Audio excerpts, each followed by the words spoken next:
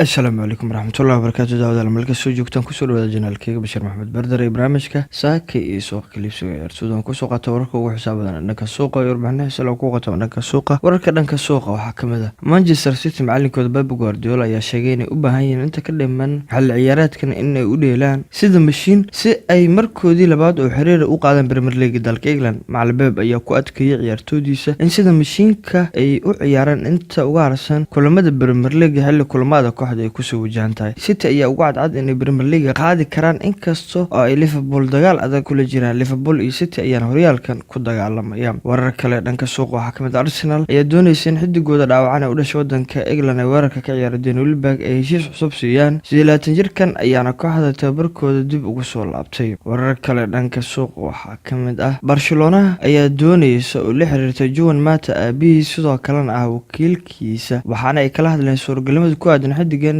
in uu dhaqaaqo kooxda kubadda cagta Barcelona. 30 jirkan qadka dhexe ka ciyaaray u dhashay wadanka Spain ayaa waxa dhacaya qandaraaskiisa uu kula jiro Manchester xil ciyaareedkan. Aabihiisa oo sidoo kale ah wakiilkiisa ayaana Barcelona ay la xiriireen si xidigan ay u qaataan. Warar kale dhanka suuqa waxaa kamid Manchester United macallinkooda joogtada Ole Gunnar Solskjaer ayaa sheegay in 35 milyan ay ku baadgoobeen Crystal Palace England xidiga daafaca uga ciyaara ee Aaron Wan-Bissaka oo 20 jir waxaana ay doonayaan in ay safkooda ku xoojiyaan oo ay soo qaataan. Warar kale dhanka suuqa waxaa kamid Chelsea wariyaankooda Eden Hazard ayaa markan doonaya inuu u wareego kooxda Real Madrid oo uu dib ugu soo laabtay macallinkooda Zinedine Zidane. 20 jirkan u dhashay wadanka Belgium ayaa taageero weyn u ah macalinka lagu magacaabo Zinedine Zidane waana shakhsi uu aad kaga dambeeyo waxaana macquul 20 jirkan inuu u dhaqaaqo kooxda kubadda cagta ee lagu magacaabo Real Madrid oo aad u baadagoobaysay. Warar kale dhanka suuqa waxaa kamid daafaca bidix ee kooxda Real Madrid ee u dhashay wadanka Brazil ee Marcelo 30 jir ayaa maskaxdiisa bedelay waxaana xidigan uu doonaya inuu sii joogo kooxdiisa Real Madrid kadib soo laabashadii